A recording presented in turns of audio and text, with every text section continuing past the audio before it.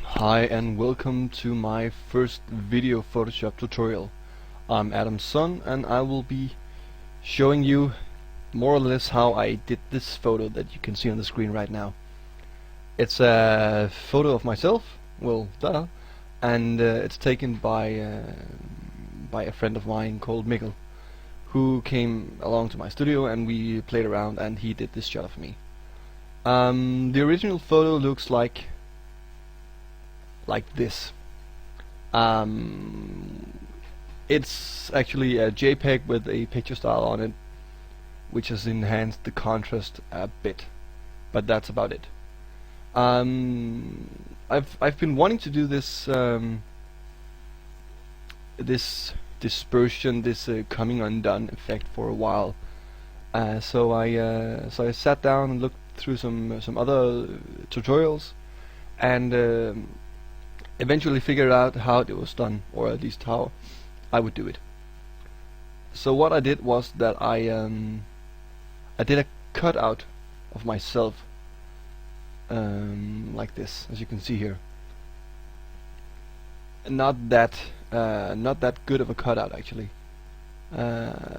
Fast one, the hair is okay, but still some errors here and there, as you can see. Right here, I did it with the extraction tool, which is okay for most things except hair. So I did this cutout, and I did another version of myself, which was bigger here. I copied myself and placed it right behind me like that, made this one darker, and I did this one as well, which was just dragged out of proportion to be the fragments behind me. Okay, let's see here. So what I did was let's go to this layer. And I added a layer mask and filtered with black so that the effect was not shown.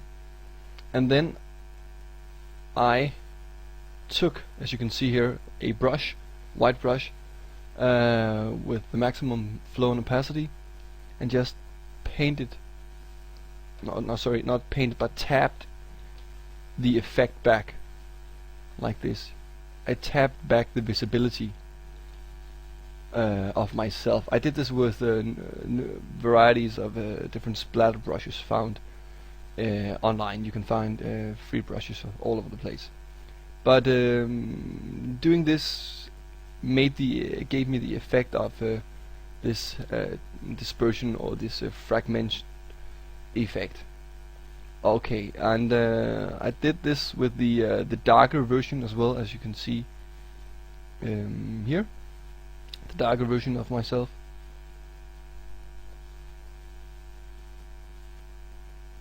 To give it a bit more depth in the final image. And this was myself. I did the opposite with the cutout version. As you can see here, this is the regular version, and I added a layer mask, and instead of a white brush, I did it with a black brush and painted the effects away or off me.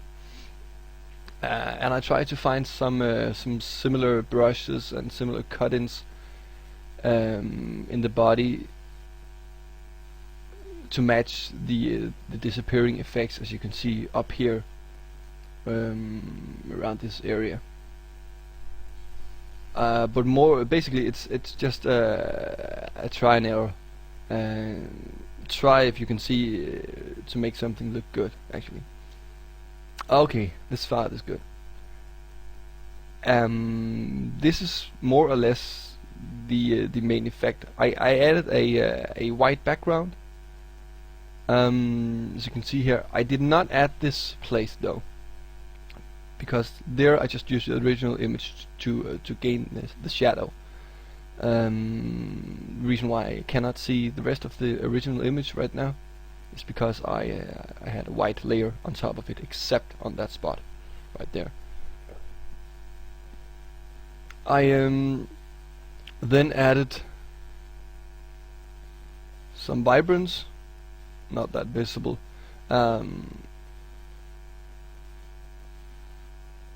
Some curves to make it lighter, especially behind me. You can see how the curves layer is just lifted.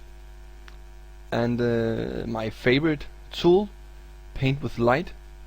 I've mentioned it in some of my written tutorials, but basically it's a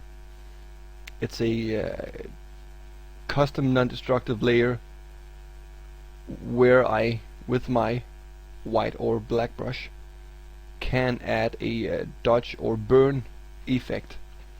What I do is I create a regular empty layer, use the overlay blending mode, and then I paint highlights back. For instance, like this, I'm painting a highlight back.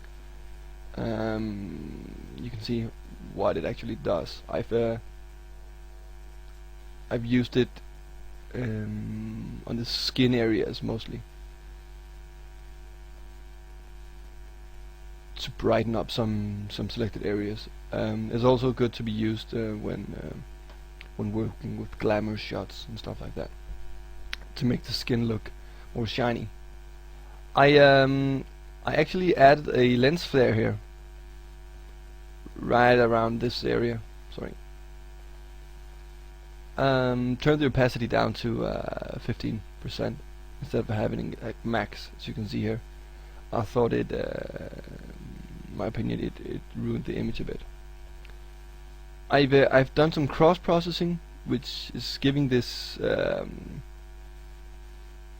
I don't know. At the moment, it seems like it's very used in fashion and stuff like that. So I've grown fond of it as well. It's a regular curves layer, but instead of going adjusting it in the RGB channel, I adjust the channels separately, doing a small S curve on the red like this.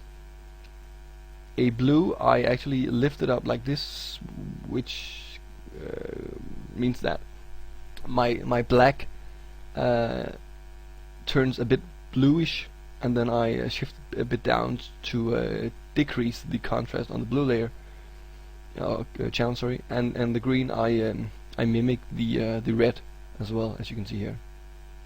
So that's a good old cross processing. You can find that on different tutorials online as well. On top I added a